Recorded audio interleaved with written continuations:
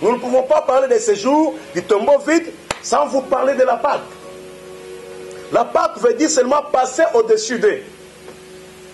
La Pâque, nous avons deux types de Pâques qu'il faudrait retenir. Nous avons la Pâque juive et la Pâque chrétienne. Les deux Pâques ne disent pas la même chose. Et les deux Pâques ne s'écrivent pas de la même manière. Mais ce qui réunit les deux Pâques, c'est l'époque. La première Pâque est la Pâque juive qui a symbolisé la libération d'Israël en Égypte, sa sortie. Mais ce n'était qu'une préfiguration de la Pâque chrétienne. La Pâque chrétienne s'écrit avec S à la fin, alors que la Pâque juive s'écrit sans S. Cela déjà apporte une différence. Mais la Pâque juive, qui célèbre la sortie des Israélites de l'Égypte, était un événement heureux où le Seigneur avait demandé à ce que cela soit fêté chaque année. Alors quand Jésus est arrivé, il était le véritable Pâque. Parce que les Juifs, ça n'était qu'une préfiguration. Lorsque Jésus est arrivé, alors que vous constatez que dans la Pâque juive, il fallait qu'on puisse immoler l'agneau. Après qu'on ait immolé l'agneau, il fallait prendre le sang, mettre sur le linteau, afin que lorsque l'ange de la mort passera, que l'ange de la mort ne puisse pas toucher les Israélites et que les Israélites puissent être à l'abri. Alors, lorsque le vrai Pâques arrive, c'est-à-dire la personne de Jésus-Christ arrive, lui aussi était l'agneau, mais par contre il était un agneau différent. C'est pourquoi quand Jean regarde, lorsqu'il était inquiet de savoir qui était digne d'ouvrir le livre et d'en rompre les sceaux, il commença à pleurer dans cette vision sur l'île de Patmos. L'ange lui prend la main et lui dit, cesse de pleurer, regarde, voici l'agneau de Dieu qui est digne. C'est lui qui est digne d'ouvrir le livre et d'en rompre les sceaux. Cet agneau que Jean avait vu, c'était la personne d'un homme. C'était un agneau différent. Ce n'est pas pour rien que Jean-Baptiste, lorsqu'il a baptisé, et la journée suivante, Jean-Baptiste a pu... Alléluia. Je veux moins de mouvements, s'il vous plaît. De grâce, ça perturbe souvent. Amen, amen. Amen, amen. Alors, Jean-Baptiste a vu Jésus passer et il a dit aux gens qui étaient avec lui, voici l'agneau de Dieu qui ôte tes péchés. C'est-à-dire, c'était Jésus qui passait, mais Jésus était l'agneau. Malgré qu'il avait la forme humaine, mais il est venu pour mourir. Donc, la mission de Jésus sur la terre était de mourir. Il est venu pour mourir, en fait, de pouvoir nous donner un sens à la vie. Alléluia. Alors, bien-aimés, écoutez maintenant. Nous sommes dans le livre de Marc aujourd'hui, parce que nous parlons de la Pâque. Nous avons dit que la véritable Pâque, c'est Jésus-Christ. Pourquoi? Parce que Jésus est venu donner notre sens à cette Pâque. Parce que c'est lui qui était le véritable agneau qui est venu mourir. Et sa mort ne devait pas rester comme ça, parce que c'était sa mission. Alors nous allons lire ensemble le livre de Marc. Nous commençons d'abord par le livre d'1 Corinthiens 15, 14. Et puis nous allons lire Marc. Marc 16, 1 à 6. 1 Corinthiens 15, 14. C'est un grand jour pour nous.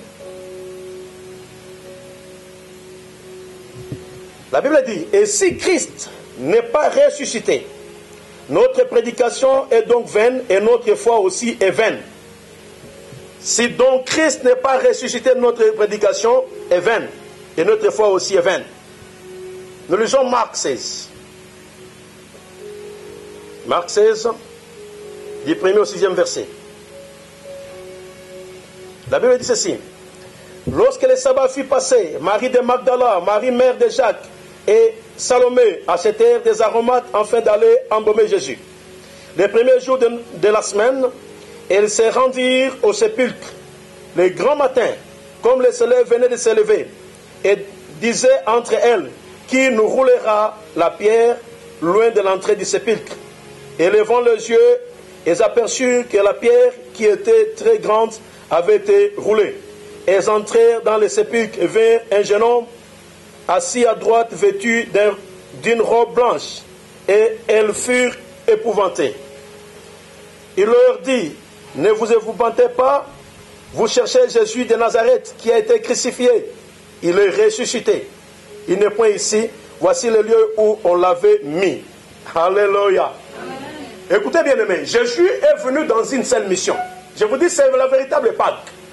Il est venu dans une seule mission. La première Pâque avait libéré les hommes physiquement. Mais la deuxième Pâque est venue pour libérer les hommes spirituellement. C'est ça la différence. La première Pâque était liée à une catégorie de gens. Mais la deuxième Pâque, qui est la personne de Jésus-Christ, est venue pour tous ceux de toutes les nations qui allaient l'accepter, qui allaient donner leur place, leur cœur à ce Jésus-là. Qu'est-ce qui se passe? L'humanité était condamnée. Depuis le péché d'Adam. Parce que la loi était, le jour où vous mangerez le fruit, vous mourrez.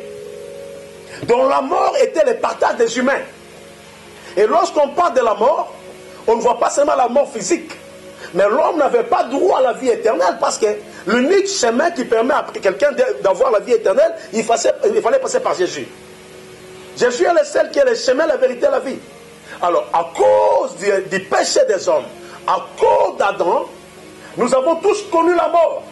Et la Bible dit, car tous ont péché et sont privés de la gloire de Dieu. Même les petits-enfants sont des pécheurs. Pourquoi?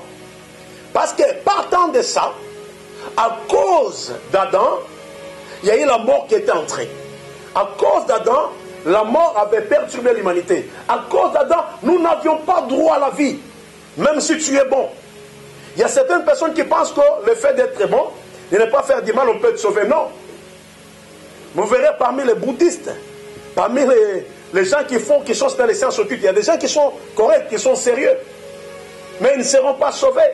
Parce qu'ils ne suivent pas les protocoles, ils ne suivent pas les protocoles de la vie. Ils restent sous la condamnation. Le protocole de la vie veut dire qu'il faut passer par Jésus pour avoir la vie. La mort était déjà entrée. Nous tous, comme nous sommes là, nous étions appelés à la condamnation. Alors, pendant que l'humanité était sous la condamnation, notre grand ennemi était la mort. Pendant que l'humanité était sous la condamnation, il fallait qu'il y ait le plan de rechange. Le plan de rechange, c'est-à-dire il fallait que Dieu réagisse les choses pour sauver l'homme. Alors, à ce moment-là, il fallait que la pureté vienne prendre place, récupère l'impureté pour que la vue soit restaurée. C'est comme ça que les gens regardent et trouvent qu'il n'y a personne. Dans les cieux, sur la terre et sous la terre, il n'y avait personne. Alors, à ce moment-là, la condamnation était là. C'est ça l'image d'Israël en Égypte. Sans l'agneau. Ils étaient tous malheureux, emprisonnés. Ils n'avaient pas droit de quoi que ce soit. Et nous aussi, l'humanité était condamnée. Mais quand Jésus arrive, il est l'agneau de Dieu sur la terre, mais il vient avec une mission. Quelle est la mission de Jésus? Il est venu sur terre pour mourir. Alors, si Jésus n'était pas mort, alors nous ne serons jamais sauvés. Parce qu'il fallait qu'il vienne avec la pureté, qu'il prenne notre place, comme Ésaïe 53 le dit. Lui qui n'avait pas fait du mal, il devait prendre notre place. C'est comme ça que Jésus a pris la place de plusieurs sur terre, de toi et de moi. Il a accepté de donner sa vie. Il a quitté le trône. Il a quitté la gloire. Il a accepté de venir. Et en ce moment-là, l'humanité était déjà condamnée. Frère, c'est quelque chose de très important aujourd'hui. Je ne sais pas si tu réalises ça. L'homme veut souvent qu'on parle du matériel, qu'on lui parle de la bénédiction, qu'on lui parle de la gloire, qu'on lui parle même de la maladie sur terre ici qui se passe. Mais non, ce n'est pas important. Ces histoires ne sont que des choses charnelles. Nous parlons de la procédure qui a été mise en place par le ciel, par le Seigneur, pour sauver l'humanité. C'est un protocole que chacun devait suivre. C'est le code de la route. Et cela devait s'appliquer comme tel. Le Christ quitte le trône. Il accepte de venir sur terre. Mais malheureusement, sur terre, les hommes ne comprenaient pas le diable comment sa lutte. Il est arrêté comme un brigand. Il est maltraité comme un brigand. Les gens se moquent de lui, il est négligé. Et partout on l'a mené, il ne pouvait pas se défendre. Parce que déjà, Ésaïe l'avait annoncé. Qu'il était comme une brebis. Et cette brebis qu'on a menée, qui ne pouvait pas se prononcer, Ésaïe l'avait annoncé. C'est comme ça que lorsqu'on l'amène pour le juger, on lui dit, mais tu n'as rien pour te défendre. Jésus dit, il n'a rien répondu, il est resté calme. Mais ils se disent, mais comment? Tu ne sais pas que j'ai le pouvoir de te libérer et de te faire condamner? Jésus lui dit, tu n'as aucun pouvoir si ce n'est le pouvoir qui t'a été donné d'en haut. Alléluia. Parce qu'il connaissait sa mission. Il y a des gens qui sont venus aussi pour intervenir en fait de faire échouer la mission de Jésus. Entre autres, c'est Pierre qui lui dit, écoute, je ne veux pas que tu meurs. Je sors mon épée, je vais me battre pour toi. Jésus lui dit, remets l'épée en place. Lorsque Pierre résiste, Jésus lui dit, arrière de moi, Satan. Ça dit, les gens ne comprenaient pas la mission de Jésus. Ils voulaient les défendre, pensant que lui ne savait pas se défendre. Alors que Jésus était venu avec une mission plus grande que ce que les gens voyaient. Les gens voulaient que Jésus soit comme le roi de la terre. Les gens voulaient le vénérer sur terre, alors que la mission de Jésus était tridimensionnelle. Sauver le corps, l'âme et l'esprit. Ils voulaient le limiter en lui donnant la gloire. C'est comme ça que les disciples qui étaient avec lui l'ont aussi limité, comme plusieurs personnes veulent qu'on parle du matériel. L'ont limité à un Messie qui devait sauver les Hébreux de la domination romaine. Alors que ce n'était pas ça la mission de Jésus. Jésus ne les voyait pas comme ça. Ils ont voulu chanter pour lui. Ils ont voulu le vénérer pour qu'il puisse régner et qu'il renverse les Romains. Mais il leur a dit que son royaume n'était pas de ce monde. C'est-à-dire la mission de Jésus devait être bien comprise. Il est venu pour changer l'ordre des choses. Il était venu pour changer l'ordre de la condamnation qui existait depuis Adam. C'était sa mission. Il est venu parce qu'il a vu que l'homme voit le matériel, l'homme le physique, mais son âme est en train de se perdre. Il faudrait le sauver. Il a accepté de quitter le trône parce qu'il avait une mission. Alléluia. La mission de Jésus est plus grande. C'est pourquoi les gens qui comprennent ces choses, ce sont les hommes qui ont l'entendement spirituel. Pour les païens, tout ce que nous faisons, c'est des théâtres. C'est la perte de temps. Ils se disent, mais écoutez, ces gens-là, ils passent leur temps en vain. Pourquoi ils doivent aller prier? Pourquoi ils doivent célébrer Jésus? C'est parce qu'ils n'ont pas la maîtrise des choses spirituelles. Lorsque Jésus arrive, il accepte de prendre notre place. Il est condamné, il dit aucun mot. Il est la personne, ne lui donne assez de la valeur. Il est négligé. Jusqu'au jour où on va le prendre et l'emmener à la croix. Et de la croix sur cette condamnation, il va mourir. Alléluia. Nous savons que la croix était le chemin par lequel les brigands passaient pour mourir. La croix était le chemin par lequel les gens qui avaient transporté, qui avaient fait des mal sur terre passaient pour mourir. Mais curieusement, lui qui était innocent devait passer par la croix. La mort ridicule. Pourquoi il est passé par cette mort? C'est parce que Jésus, même si les gens disaient qu'il n'était pas pécheur, mais en ce moment-là sur la croix, il était le plus grand pécheur. Le poids du péché était tellement grand qu'il devait changer l'ordre des choses. Il devait changer les sacerdoces. Nous étions dans les sacerdoces de Moïse à ce moment-là, où il y avait encore le temple avec les rideaux, où il y avait les lieux très saints, les lieux saints et les parvis. Mais l'ordre devait changer. Parce que l'ordre des sacerdoces devait changer. Alors les événements spirituels étaient plus grands et de grande envergure que même le diable ne les maîtrisait pas. Le diable pensait qu'il était en train de les vaincre. Il pensait qu'en les tuant, il allait avoir la victoire. Le diable pensait qu'il avait pris de l'ampleur, il avait pris de l'avance. Le diable pensait, c'est pourquoi, écoute mon frère, notre Dieu a un programme qui dépasse l'entendement du diable. Là où se limitent nos pensées, c'est là que commence ses pensées. Lorsque le diable pense qu'il a vaincu sur ta vie, c'est alors que Dieu commence son plan.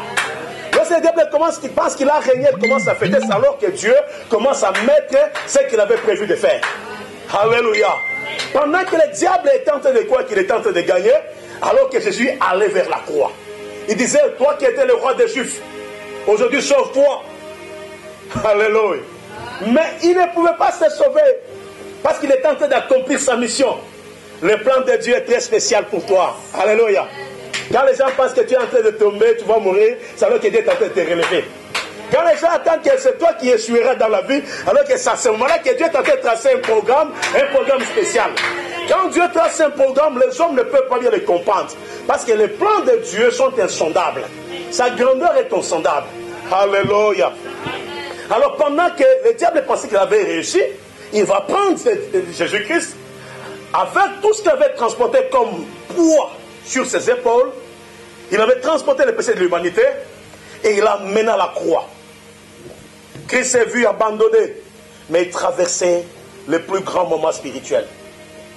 Et pendant qu'il était sur la croix, on s'est moqué de lui. On pouvait facilement lui donner du vinaigre. On pouvait percer ses côtes. Les gens trouvaient qu'il n'avait pas d'importance, on s'est moqué de lui. Mais à un moment donné, à la 6e heure, il y a eu un problème. Les ténèbres ont envahi la terre. Les gens se demandaient, mais qu'est-ce qui se passe? Pourquoi les ténèbres envahissent la terre? Il y a eu un moment où la terre commence à bouger. Il y a un soldat qui était en bas qui dit, en tout cas, c'est vrai que cet homme est le Fils de Dieu. Parce que Jésus n'était pas comme tout le monde. Amen. Il était Dieu lui-même, mais il s'était dépouillé pour sauver l'humanité.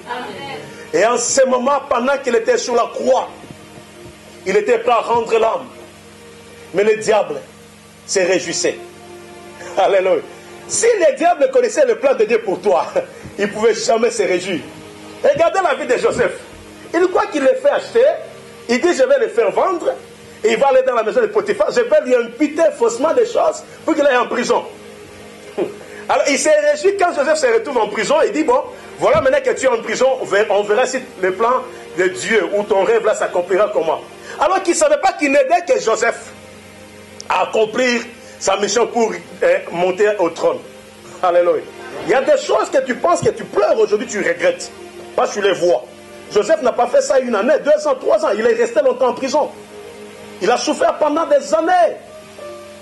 Mais c'était pour sa grande victoire. Même toi. Parfois les gens te négligent et t'abandonnent pendant longtemps. Tu te dis, mais j'ai fait 1 année, Seigneur, j'en ai marre. J'ai fait 2 ans, mais c'est trop. J'ai fait 3, 4 ans, j'en ai marre. Non, mais ça peut faire 5 ans, ça peut faire 6 ans. Mais le Seigneur est toujours en train de travailler pour toi. Alléluia. Le plan de Dieu est très complexe. Amen. Et si je parle de plan de Dieu, surtout pour l'humanité. Amen, amen. Après un temps, vous savez que Joseph était devenu le plus grand chef. De même que Jésus, quand le diable se réjouissait, il pensait que c'était fini. Il pensait qu'il était fini et c'était la clôture des choses et qu'il avait gagné. Et Jésus va rendre l'âme. Écoutez, lorsqu'il va rendre l'âme, en ce moment-là, les choses changent. Les rideaux du temple changent de sacerdoce. Moïse cesse ça. La loi qui nous condamnait cesse. Les rideaux s'ouvrent, se déchirent. C'est-à-dire qu'il y a eu un ordre de choses qui a été changé. Ceux qui n'avaient pas droit à la vie pouvaient maintenant accéder à la vie parce que Jésus a récupéré la mort.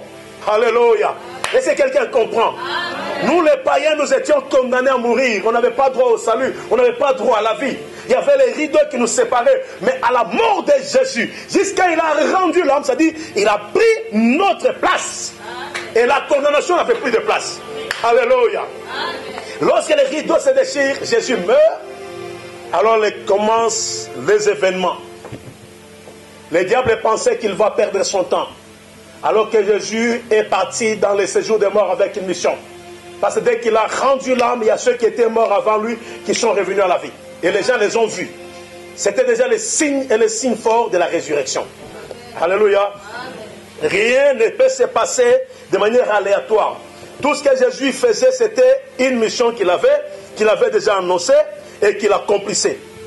Je veux que tu regardes avec moi un peu. Pour que tu commences, c'était sa mission. Je rentre dans le livre de Marc 9, 31. Marc 9, 31. Il annonçait déjà ce qui allait se passer. Alors que les autres voulaient l'empêcher. Rien ne l'échappe. Il dit, car il enseignait ses disciples et il leur dit, le Fils de l'homme sera livré entre les mains des hommes. Ils le feront mourir. Et 3 jours après qu'il aura été mis à mort, il ressuscitera. Alléluia. Tout ce que Jésus faisait, c'était déjà prévu. Alors, on l'a mis à la mort, il est décédé. Les gens se sont précipités pour se réjouir. Regardez comment les ignorants faisaient. On s'est permis, à ce moment-là, de pouvoir payer les soldats. Pour leur dire, écoutez soldats, même si c'est quoi, gardez ces lieux, qu'ils soient là dans la tombe. On a pris une grosse pierre, on l'a placée devant la tombe de Jésus, pour que personne ne vienne voler son corps. Ils ont pris des dispositions pour mettre fin à l'histoire de Christ. Et les gens pensaient que c'était la fin. C'est ici que commencent les événements. Amen, amen. Alors l'autre fois quand j'ai prêché sur la Pâque, j'avais dit mais c'était un problème avec le diable. Parce que quand Jésus est parti, c'était pour aller reprendre la clé de séjour des morts. Parce que notre grand ennemi, c'est la mort. Et la mort, c'était la condamnation éternelle. Mais Jésus est descendu pour aller briser la mort, briser ta condamnation, pour que tu ne sois plus condamné. Alors quand il descend dans les séjours des morts, il se retrouve. Alors j'avais dit l'autre fois que j'imaginais ce qui s'est passé. J'ai dit, mais le diable avec ses acolytes se sont dit, mais qui a fait ces choses? Qui a permis qu'il meure? On dit, mais quand on annonce aux démons, mais écoutez, Jésus va venir au séjour des morts. Mais l'esprit qui avait la clé du séjour des morts dit, mais c'est fini. Pourquoi vous l'avez tué? Pourquoi vous avez accepté de tomber dans son piège? Alléluia. Parce que la mort de Jésus n'était qu'un piège pour le diable. Le diable n'est pas intelligent. S'il était intelligent, il allait laisser Jésus. Il a dit non, tu es venu, j'ai déjà. Parce qu'il connaissait les Écritures, mais il n'avait pas l'intelligence pour mieux les comprendre. Il pensait les connaître alors qu'il était en train de les accomplir. Alléluia. Si le diable était intelligent, il dirait à Jésus, mais tu es venu faire tes miracles, et puis rentre, moi je ne te tuerai pas. Je vais comment tu vas sauver l'humanité, je ne te condamnerai pas, je ne te touche pas. Mais le diable pensait qu'il allait les faire souffrir. Et alors qu'il était en train de les faire accomplir la loi de l'Éternel. Alléluia. Tous les gens qui te font souffrir, tous les gens qui méritent le mal sur toi, tous les gens qui parlent mal contre toi, ils ne savent pas qu'ils sont en train de travailler à ton avantage, ils travaillent pour que le Seigneur puisse se glorifier en toi. Ils ne savent pas. Alléluia. Alors laisse-moi te dire que lorsque le diable croyait qu'il se frottait les mains, alors il permet que Jésus aille dans les séjours des morts, le problème se pose. Mais les démons doivent se dire, j'imagine, mais écoutez, la veuve de Naïm, une fois seulement qu'il a rencontré Jésus sur la route, il a parlé seulement, nous avons entendu la voix. Et il nous a récupéré l'enfant. On n'a pas été capable de le retenir. Il dit, mais écoutez, Lazare même avait fait 4 jours. Il était déjà décomposé. Cet homme vient seulement, il n'est même pas arrivé dans les séjours des morts. Sa voix seulement est venue vers nous. Elle a dit, Lazare, sort. Et nous avons été incapables, nous avons tremblé. Lazare est sorti. La fille de Jairus. Mais ce n'était pas possible. Alors que la fille de Jairus était déjà décédée. Lorsqu'il a donné un ordre, la voix est arrivée vers nous. Les prisons, le mur de prison s'est brisé. Et la fille de Jairus était obligée de partir. Il dit, mais quel malheur vous avez accepté? La voix seulement nous faisait trembler. Mais quel malheur vous acceptez que lui-même vienne ici? C'est que c'est fini. Alléluia. Dans le camp de diable, c'était déjà la débandade parce qu'il savait que la présence physique de Jésus, c'était la fin. Alléluia. Alors il arrive, il est là le premier jour. Le diable pense que les choses vont se passer autrement. Le deuxième jour, il pense que les choses vont se passer autrement. Mais il finit sa mission, il récupère la clé. Et le troisième jour, on ne pouvait plus le retenir. Alléluia. J'ai dit à quelqu'un, si Jésus n'était pas ressuscité, notre évangile serait vain. Si Jésus n'était pas mort, alors nous ferons quoi? Nous prêcherons quoi? Nous parlerons de quoi? C'est la mort et la résurrection de Jésus qui caractérisent notre victoire. C'est la mort et la résurrection de Jésus-Christ qui donne naissance à notre être. Si Jésus n'était pas ressuscité, notre évangile n'aurait pas son sens. Et notre foi n'aurait pas son sens parce que Jésus devait être ressuscité. Alléluia. Alors le troisième jour, alors que les gens étaient en train de regretter, il y a eu Marthe, il y a eu Marie, il y a eu toutes ces femmes. Marie de Magdala. Ces femmes se préparaient pour aller embaumer Jésus. Pour elles, c'était un dimanche matin comme aujourd'hui. Ils disent, nous allons embaumer notre maître, il est mort.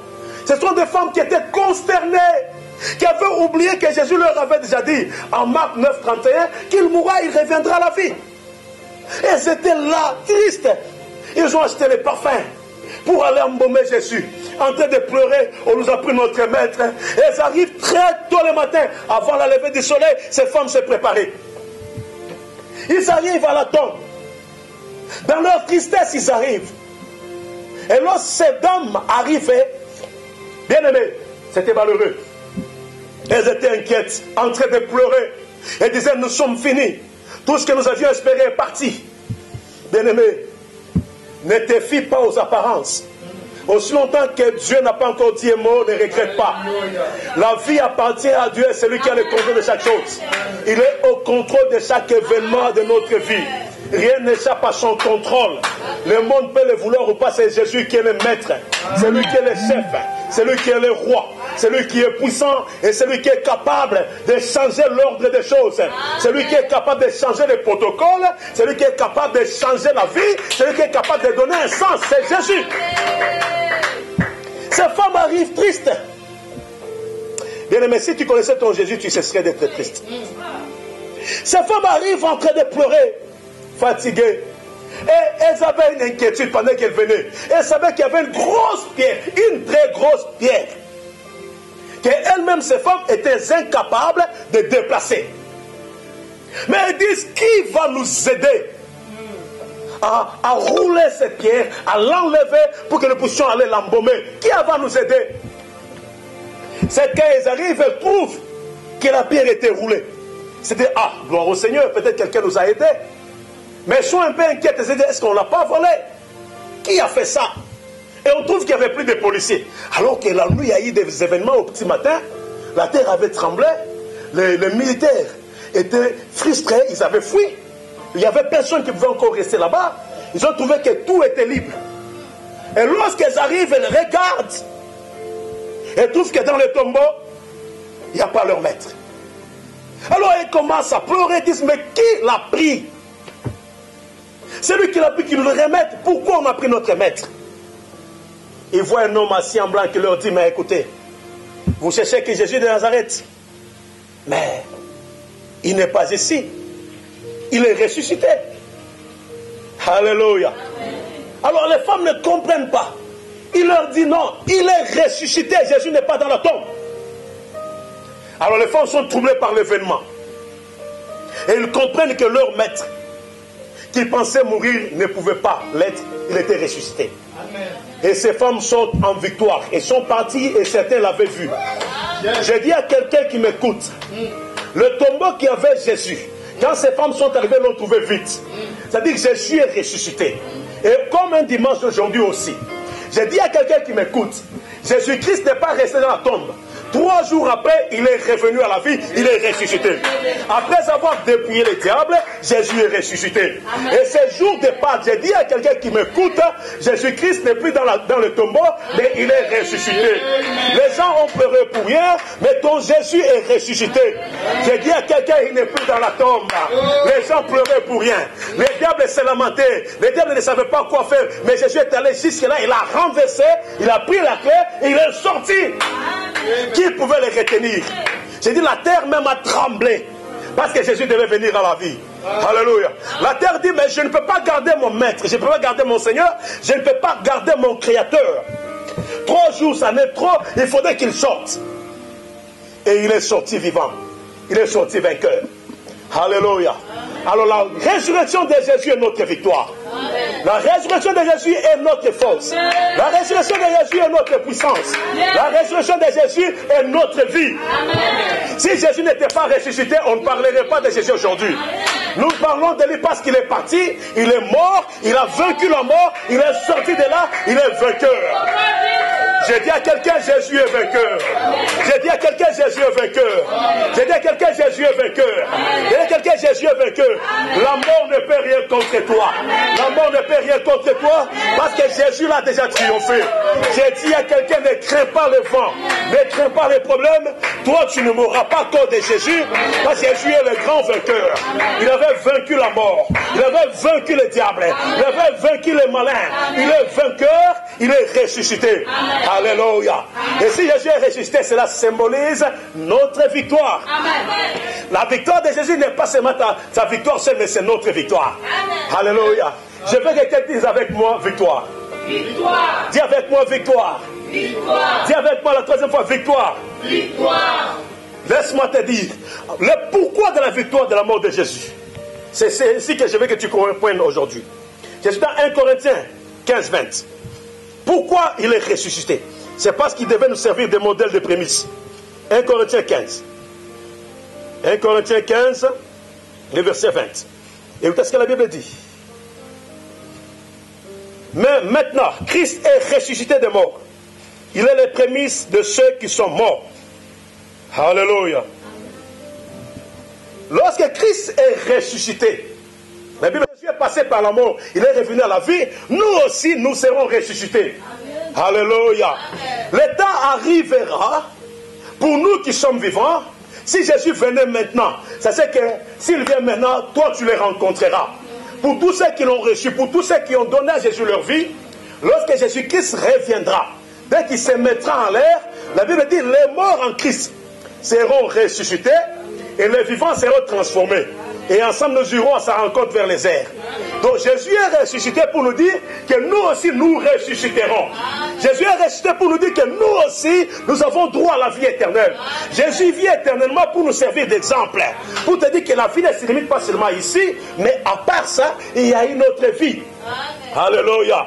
La victoire de Jésus, c'est notre victoire. Dis avec moi, c'est notre victoire. C'est notre victoire. Oui, la victoire de Jésus, c'est notre victoire. Parce que Jésus est ressuscité pour nous servir de prémisse. Pour dire à quelqu'un, non, c'est vrai, nous serons ressuscités. Pour dire à quelqu'un, oui, la résurrection existe. Pour dire à quelqu'un, préparons-nous, même si nous mourrons aujourd'hui, mais quand Jésus viendra, nous serons avec lui. Donc la résurrection de Jésus est le signe qui nous montre que nous aussi, nous vivrons éternellement avec lui. Alléluia. Il y a quelqu'un qui n'est pas convaincu, qui n'est pas content. Mais moi, je te dis, moi, ça fait la joie. La vie sur terre n'est rien. Tout passera. Tout ce que tu as aujourd'hui, ta bonne santé, ton argent, tes études, ton intelligence, ça passera. Mais je te dis, après ça, il y aura une autre vie. C'est pourquoi tu dois te préparer à la résurrection. Parce que la résurrection de Jésus, c'est notre victoire. Alléluia. Alors, Christ, le fait qu'il soit ressuscité, ça prouve également la victoire sur la mort. Donc la mort ne peut rien contre nous parce que Jésus l'a vaincu. Écoute ce que la Bible dit. 1 Corinthiens 15, 26. La Bible dit ceci. Le dernier ennemi qui sera détruit, c'est la mort.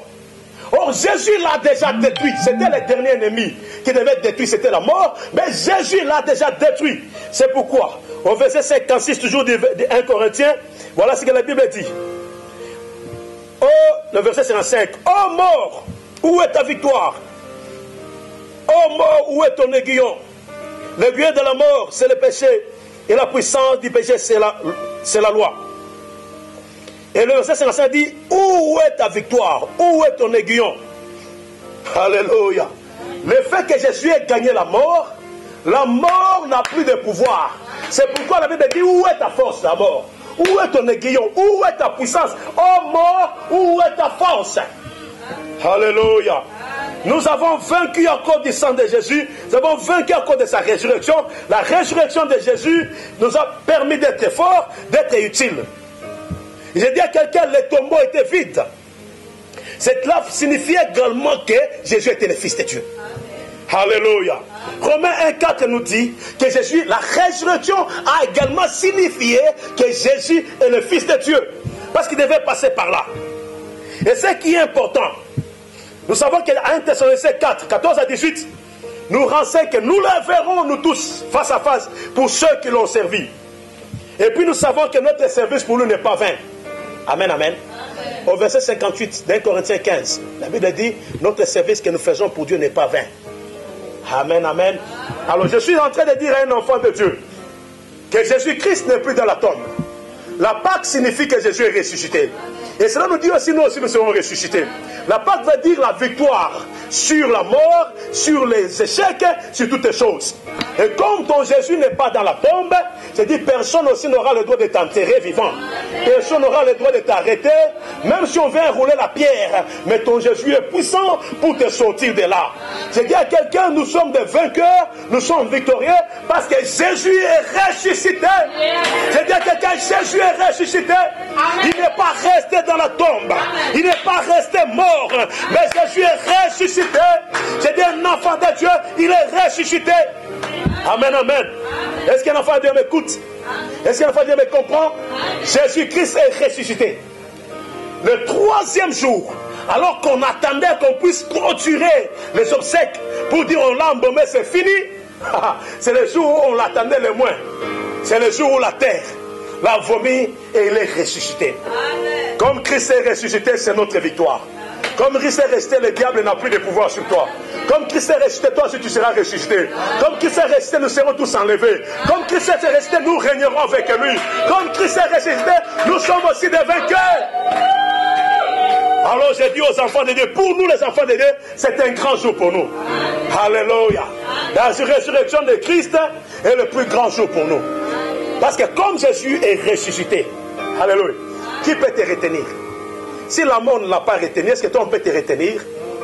On ne pourra plus te retenir. Satan n'a pas le pouvoir sur toi. Les sorciers ont échoué dans ta vie. Les marabouts ont échoué dans ta vie. J'ai dit à quelqu'un, si aujourd'hui, pour prouver que Jésus existe, il y a ceux qui ont aussi dit de leur Dieu. Ils disent que ces dieux-là étaient des vainqueurs. Mais si nous allons dans leur tombe, nous les trouverons. Nous allons trouver leurs os. Leurs tombes sont identifiables et les gens savent. Mais l'évangile que je te prêche aujourd'hui, si je t'amène aujourd'hui en Israël, je te montrerai la tombe de Jésus, ça existe. Alléluia. Mais dans cette tombe-là, c'est la tombe mystérieuse, où il n'y a pas d'ossements, où il n'y a pas de os, il n'y a rien. Jésus est ressuscité. Alléluia. Mais Mahomet fait des bruits, les musulmans ont parlé partout. Mais quand tu vas chercher Mahomet, tu trouveras la tombe de Mahomet, tu verras les os de Mahomet, tu connaîtras là où il était mort et tu verras ses os. Il est resté dans la terre. Alléluia. On parle de Bouddha. Les gens l'ont vénéré. Mais quand tu parles, là où on avait enterré Bouddha, tu vas voir ses os. Il n'est jamais ressuscité. Il est resté sous la terre. Parce que ce n'était pas sa mission, c'était qu'un homme.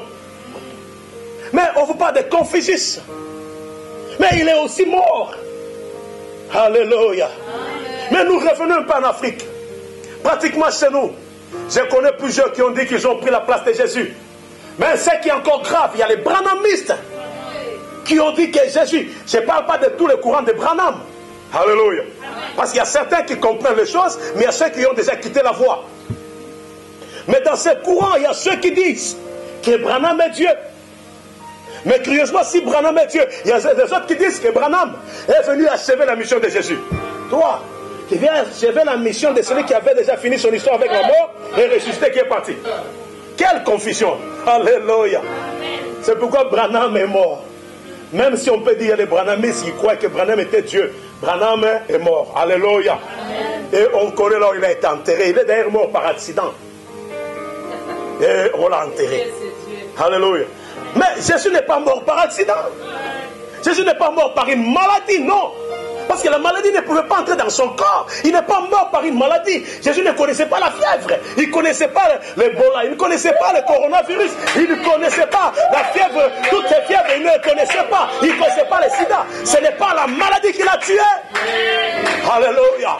Mais il est parti, c'est parce qu'il avait transporté les péchés de l'humanité. C'est les péchés des hommes qui l'ont amené à la tombe. Et il a laissé cela pour revenir à la vie. Notre Jésus est différent de tout autre Dieu. Il est différent de tout autre Seigneur. Il est différent de toute divinité. Il est au-dessus de chaque chose. Il est l'incomparable. Il est l'insondable. Il est l'incommensurable. Il est l'omniscient. Il est l'omniprésent. Il est l'omnipotent. Il est le Seigneur des seigneurs, le roi des rois, le prince de la paix. Il est le lion de la tribu de Juda. Il est le vainqueur de toutes les choses. Alléluia. Mais je reviens en Afrique, où nous avons connu Taonda, un homme qui disait qu'il était Dieu. Il a même organisé, par les esprits démoniaques, sa montée vers le ciel. Alléluia. Vous savez, hein, tout ce qui se passe, c'est quand Dieu te laisse un peu. Mais si tu commences à blaguer, tu vas au-delà.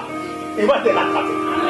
Taonda fait des blagues, il appelle les gens, il a ses démons, ils font les incantations, il commence à monter. Les gens disent, oh, Taonda va rejoindre aussi son père. Ça dit, Taonda devenait Dieu. Et Jésus regarde, il bouge la tête, regarde. Ton père, le diable, je l'ai précipité par terre. Et toi, tu viens pour monter, tu vas monter comment? Je ne sais pas ce que Dieu avait fait. Je ne sais pas ce qui s'était passé. Mais pendant que les arbres de Taonda priaient, ils ont vu le monsieur qui était déjà monté, c'est pas 15 mètres, revenir avec une vitesse comme le fusil et s'est cassé sur terre. Alléluia. L'homme qu'on voyait monter est revenu avec une vitesse. La pesanteur l'a retenu. Et il est tombé, il s'est fracturé les bassins, il s'est fracturé les os, il est allé à l'hôpital, il est mort. Alléluia. Il voulait monter comme Jésus. Toi, tu es qui pour monter comme mon Jésus? Toi, je suis fier de mon Jésus. Parce que lui, on ne pouvait pas le limiter. Personne ne pouvait l'arrêter. Mon Jésus est le meilleur. Alléluia. Il est le meilleur. Alléluia. Il est le meilleur des meilleurs. Ce n'est pas pour rien que nous cherchons sa face. Ce n'est pas pour rien que nous prions. Ce n'est pas pour rien que nous sommes dans sa présence. Ce n'est pas pour rien. Alléluia. Alléluia. Praise the Lord. Alors j'étais en train de parler. J'ai dit écoutez ce qui se passe. Dans on a meurt. Mais je connais certains messieurs ici. Surtout le Congo, c'est une terre de farce, d'aventure et de beaucoup de choses. Alléluia. Je connais un autre farceur. Celui-là s'appelait Ebalembongue. Ce monsieur va dire aux gens, non écoutez, commentaire, je serai aussi ressuscité. Toi, toujours avec la résurrection, toi tu es qui? Hein? Toutes les résurrections ne sont pas les mêmes. Parce que même Lazare qui était ressuscité, il est encore mort. Alléluia. Un homme peut ressusciter, mais il mourra. Mais Jésus, quand il est revenu, c'est une autre résurrection. La résurrection qui est différente des autres résurrections. Alléluia. Parce qu'il est ressuscité avec un autre corps, avec une autre nature. Praise the Lord. Praise the Lord. Alors laisse-moi te dire, acclame d'abord pour la gloire de Dieu. Gloire à Jésus. Gloire à Jésus. Alléluia. J'aime un frère qui dit Jésus c'est qui. Il est là. Il a souri, il dit Jésus c'est qui. Amen. Il faut faire attention avec Jésus, il est qui. Il n'est pas n'importe qui. Il peut faire des choses qui étonneront tout le monde. Alléluia. Ah, Jésus. Qui est ce Jésus-là? Qui est-il? C'est pourquoi il fait des choses que personne ne peut maîtriser. Même les sorciers sont étonnés. Oh, mais cet homme était condamné. Comment il est arrivé là-bas? Ah, ça c'est Jésus. Quand il fait ces choses, personne ne peut le bloquer. Alléluia. Alors écoute-moi. Et Balembongo vient avec la farce. Il dit, je vais aussi, j'essaierai juste d'aller m'enterrer. On fait les cercueils. Et tout ça, la cérémonie. Et puis, on met une histoire sous forme de nom à l'intérieur avec le masque de Balembongo. Mobutu dit non, non, non, non. C'est pourquoi Mobutu quand même, c'est un vrai terroriste. Il dit, il faudrait qu'on ouvre ces cercueils, je vais voir s'il est réellement mort. Comme ça, quand il reviendra à la vie, je vais croire. Oh non, mon président, il est déjà... Non, non, il dit, ouvrez-moi les cercueils. On ouvre les cercueils, on regarde dedans, c'était la farce, c'était juste les masques et tout ça. Et ben, il n'était pas dans les cercueils. On dit voleur, bandit, escroc, cherchez-moi cet homme, arrêtez-les. Il voulait nous tromper. Alléluia. Plusieurs ont fait la même farce, on les a attrapés. On les a arrêtés. Parce qu'eux ne pouvaient pas mourir et revenir à la vie. Il n'y a que lui seul, le véritable. Si tu pars là où il se trouvait, tu ne verras rien dans sa tombe. Pour Jésus, le tombeau est vide. Pour Mahomet, le tombeau avait ses os. Pour Confucius, le tombeau avait ses os. Pour tout le monde, le tombeau a les os. Mais pour Jésus, le tombeau est vide. Alléluia. Le tombeau est vide. Parce que le tombeau est vide. Je veux que quelqu'un dise avec moi Alléluia. Alléluia. Parce que le tombeau est vide. Donc Jésus est ressuscité. La tombe est restée vide et c'est notre victoire. Il n'est pas comme les hommes. Il n'est pas comme tous les autres dieux. Alléluia. Quand les gens disent que nous prions le même Dieu que les musulmans, j'ai dit non. Nous, on ne prie pas comme les musulmans. Hein? Les musulmans prient, je ne sais pas, Allah avec d'autres choses, là, c'est Issa, je ne sais pas comment. Mais tout ça, c'est la confusion. Nous, nous prions Jésus. Qui est Dieu, qui était revenu à la mort, qui a vaincu la mort, et c'est par lui que nous avons la vie. Et c'est pourquoi il dit, je suis le chemin, la vérité et la vie. Lui ne peut aller au Père sans passer par lui. Parce qu'il a la vie. Pourquoi? Parce qu'il avait vaincu la mort. Mais s'il n'avait pas vaincu la mort, on ne parlerait pas de la vie. Mais il dit, je suis le chemin, je suis la vérité, je suis la vie. Parce qu'il est le vainqueur. Alléluia. J'ai dit à quelqu'un, notre Jésus est vainqueur. Notre Jésus a vaincu la mort. Il n'est pas n'importe qui. Il a réussi à tabasser les diables, à écraser les diables. Aujourd'hui, le diable n'a plus le pouvoir à cause de la résurrection de Christ. Amen. Et c'est pourquoi ce matin, nous sommes ensemble pour célébrer la victoire de Jésus. Amen. Nous sommes ensemble pour célébrer la résurrection. Nous sommes ensemble pour célébrer sa puissance. Nous sommes ensemble pour célébrer sa grandeur. Nous sommes ensemble pour célébrer et vénérer la grandeur de Jésus parce qu'il est ressuscité. Alléluia. Il est vivant. Ah, je t'entends pas. Il est vivant. Il est ressuscité. Oh, dis-le pour que le monde entende. Parce que quand il est ressuscité, même tes affaires seront ressuscitées. Alléluia. Tout ce que le diable voulait enterrer de ta vie, le tombeau est vide. Il ne va plus rien prendre de toi. Parce que le tombeau est vide. Personne ne va enterrer ton avenir. Parce que le tombeau est vide. Oh, celui qui attendait ton échec. Il a dit, tu n'iras pas loin. Tes enfants ne seront pas heureux. Tu ne te marieras pas. Tu ne seras pas élevé. Tu n'auras pas loin. Il a échoué. Il a trompé. Il a menti. Parce que le tombeau est vide. Personne n'a le droit d'enterrer ton avenir. Personne n'a le droit d'enterrer ton étoile parce que le tombeau est vide. De même que Jésus était ressuscité, c'est de même que tout ce qui t'appartient doit aussi être ressuscité. Alléluia. Alléluia. J'ai dit à quelqu'un, personne n'a le droit de t'enterrer parce que ton Jésus n'est pas enterré. Il est sorti de là. Il est vainqueur. Dans tous les domaines de ta vie aussi, je vais te transmettre la victoire. Ce matin, sois vainqueur. Ce matin, sois victorieux. Ce matin, crois à la grandeur. Parce que Jésus est vainqueur. C'est notre jour. Nous célébrons sa grandeur. Nous acclamons pour sa victoire. Nous célébrons sa grandeur. Nous acclamons pour sa victoire. Le tombeau est vide. Jésus est ressuscité. Le tombeau est vide. Jésus est ressuscité. Le tombeau est vide. Jésus est ressuscité. Il est le vainqueur de Golgotha. Il est le vainqueur. Personne ne pourra changer cela. Dis à ton frère, je suis vainqueur. Je suis vainqueur. Dis à ta sœur, je suis vainqueur. Je suis vainqueur. Dis avec moi, nous sommes des vainqueurs. Nous sommes des vainqueurs. Alors qu'un vainqueur acclame pour la gloire de Dieu. Acclame pour la résurrection de Jésus. Acclame parce que toi tu es aussi vainqueur. Acclame parce que tu es maintenant puissant. Acclame parce que tu es fort. Acclame parce que le diable n'a plus de pouvoir sur toi. Acclame parce que le diable a échoué. Acclame parce que le diable ne peut rien contre toi. Acclame parce que Jésus est sur son trône. Acclame parce que partout tu seras, Jésus sera toujours avec toi. Acclame parce que Jésus est avec toi. Il ne t'abandonnera pas. Il ne te délaissera pas. Il ne t'abandonnera pas. Il ne te délaissera pas. Hey. Alléluia. Après sa victoire, il est monté au trône. Il est là assis avec le Père. Et il est allé nous préparer une place. Pour que là où il sera, que nous aussi, nous y soyons. J'ai dit à quelqu'un, nous avons une place auprès du Père. Les jours viendront, nous irons les rejoindre. Nous serons ensemble avec Emmanuel. Nous passerons notre temps dans la joie parce qu'il est le vainqueur. Alléluia. Alors comme Jésus est ressuscité, nous voulons maintenant l'élever. Nous voulons l'élever à cause de sa bonté. Alléluia. Amen, amen.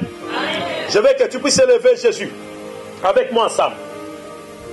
Élève ce Dieu parce qu'il est vainqueur, il est merveilleux, il est puissant. Élevons-le à cause de sa résurrection. Je veux aujourd'hui, c'est une journée où nous allons seulement l'adorer. Nous allons seulement l'élever parce que Jésus a